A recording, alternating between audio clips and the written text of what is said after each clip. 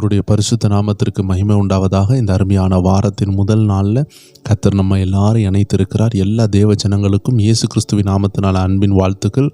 Prayer team குடும்பத்தார், தேவ ஜனங்கள், நீங்கள் எங்கே இருந்தாலும் சரி, கர்த்தருடைய ஆவியானவர் உங்கள் அருகாமையில் இருக்கிறார். அவருடைய ஆலோசனைகள் எப்பொழுதும் உங்கள் கிட்ட இருக்கிறது. புதிதாக பார்க்கிறவர்களாக இருந்தாலும் சரி, உங்களுக்கும் அதே ஆசீர்வாதம் உண்டு. தேவ ஜனங்களே, இன்றைக்கி ஆண்டவர் நம்மளோடு பேசுகிற ஒரு வார்த்தை பிரசங்கி 7வது அதிகாரம் 8வது வசனம். ஒரு காரியத்தின் துவக்கத்தை பார்க்கிலும் அதன் முடிவு நல்லது, பெருமை உள்ளவனை பார்க்கிலும் பொறுமை உள்ளவன் உத்தவன். ஆம் தேவ ஜனங்களே, ஆண்டோடைய வார்த்தை அருமையாக சொல்லுகிறது.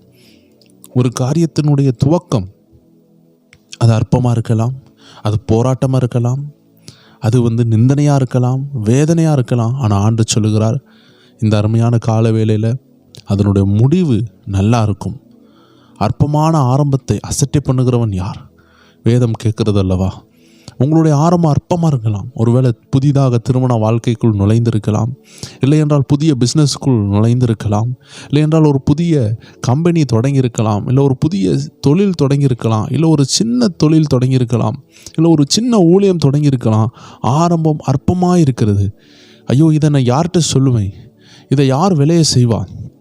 எனக்கு முன்னேற்றத்தை யார் தருவா? நெடுநாட்களாக பாடுபட்டு கொண்டு இருக்கிறேனே, அற்பமாகவே என் வாழ்க்கை இருக்கிறதே, வேதனையாகவே இருக்குதே அப்படின்னு நீங்கள் யோசிக்கும் பொழுது ஆண்டுடைய வேதம் உங்களை பார்த்து சொல்லுகிறது, ஆரம்பம் அற்பமாக இருக்கலாம். நீங்கள் எல்லோரும் இந்த கூட்டுப்புழுவை பார்த்துருப்பீங்க. இந்த கூட்டுப்புழு ரொம்ப அசிங்கமாக இலைகளை சேதப்படுத்தி கொண்டு இலைகளை பச்சித்து கொண்டே இருக்கும். அது அப்படி புழுவாக இருக்க இருக்க இருக்க கொஞ்ச நாள் கழித்து அது ஒரு கூட்டுக்குள் செல்லும்.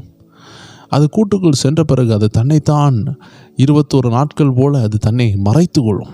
சிறிது நாட்கள் கழித்து அது அழகான ஒரு வண்ணத்து பூச்சாக அது வெளியே வரும். தேவ ஜனங்களே, ஆரம்பம் அற்பமாக இருந்துச்சு, இலைகளை எல்லாம் பசுமையை எல்லாம் அழித்தது. ஆனால் ஒரு நாள் வந்தது, அதற்கு பிறகு அது பிறரை அழிக்கக்கூடிய ஒரு சூழ்நிலையில் இல்லை. ஆரம்ப காலத்தில் நம்ம கிறிஸ்துவ வாழ்க்கையில் பிறரை சேதப்படுத்தலாம். பேதுரு பாருங்க, அவருடைய ஆவிக்குரிய வாழ்க்கையின் வளர்ச்சியில் ஒரு மனிதனுடைய காதை வெட்டினார்.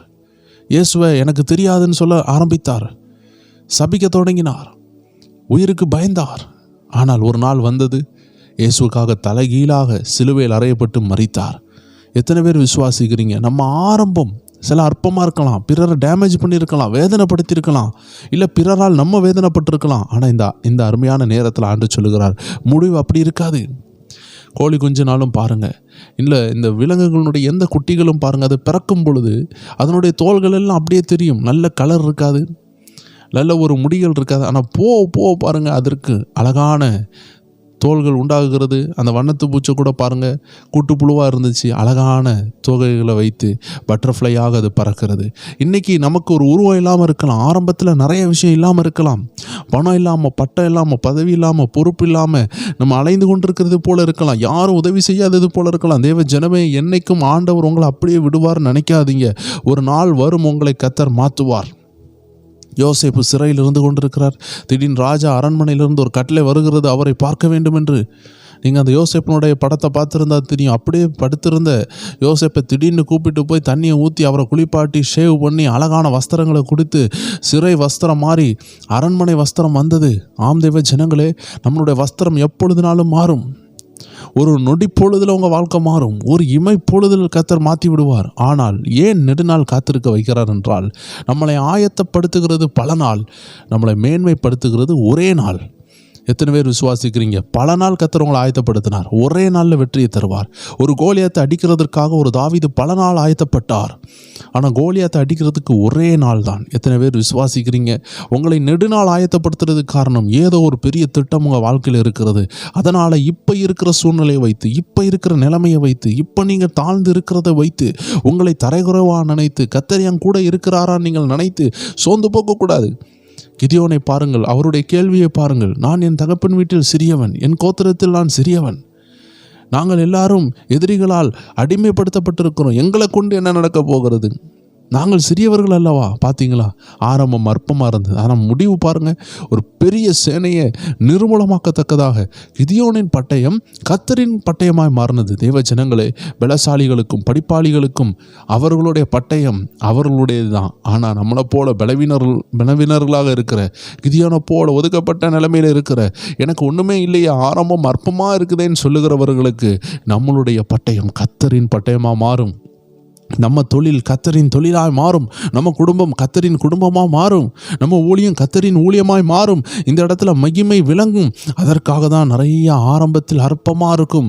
பிசாசு நிறைய போராட்டங்களை உண்டாக்கிட்டானா, எல்லாம் சிதைவாக இருக்குதா, கர்த்தருடைய சித்தம் நினச்சி தான் இறங்கியிருப்பீங்க, ஆனால் அவ்வளோ போராட்டமாக இருக்குதா, கவலைப்படாதீங்க. கர்த்தருடைய சித்தத்திலையும் போராட்டம் உண்டு, ஆனால் முடிவு சம்பூர்ணமாக இருக்கும். அதை மறந்து போகாதீர்கள். நீங்கள் உங்கள் ஆரம்பத்தை அசட்டை பண்ணக்கூடாது.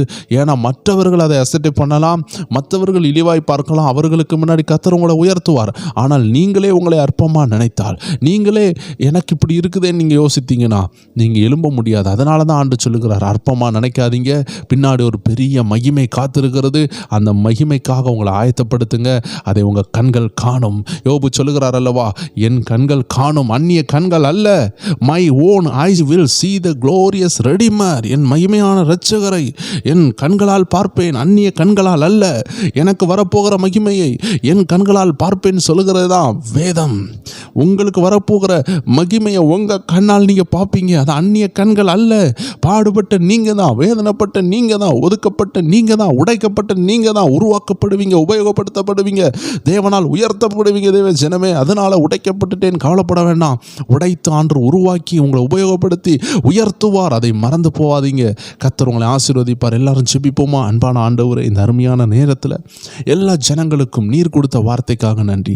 இப்பொழுது அவர்கள் இருக்கிற நிலைமை அல்ல, இனிமேல் வரப்போகிற அந்த நிலைமையை உணர்ந்து, அவர்களுக்கு வரப்போகிற மகிமையை உணர்ந்து, இந்த சிலுவையை, இந்த பாடை கடக்க கர்த்தர் ஒவ்வொரு பேருக்கும் கிருபை செய்ய போறதுக்காக நன்றி. வரப்போகிற யுத்தங்களை ஜெயிக்க போறதற்காக நன்றி. அவர்களுக்கு ஞானம் கொடுக்கிறதற்காக நன்றி.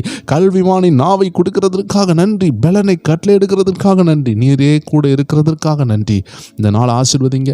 பிறந்த நாள் கொண்டாடுறவங்களை ஆசீர்வதிங்க. திருமண நாள் கொண்டாடுகிறவர்களை ஆசீர்வதிங்க. குடும்பத்தில் சமாதானத்தை கட்டளையிடுங்க. புதிதாக இன்டர்வியூ போகிறவங்களை ஆசீர்வதிங்க. புதிதாக வீடு கட்டுறவர்களை ஆசீர்வதிங்க. வீடு கட்டணும்னு ஜெபிக்கிறவங்களுக்கு வீடுகளை கட்டளையிடுங்க. குழந்தை பாக்கியத்திற்கு காத்திருக்கிறோம், குழந்தை பாக்கியத்தை கட்டளையிடுங்க. திருமண தடைகளை மாற்றுங்க. தொழிலில் உள்ள தடைகளை மாற்றுங்க.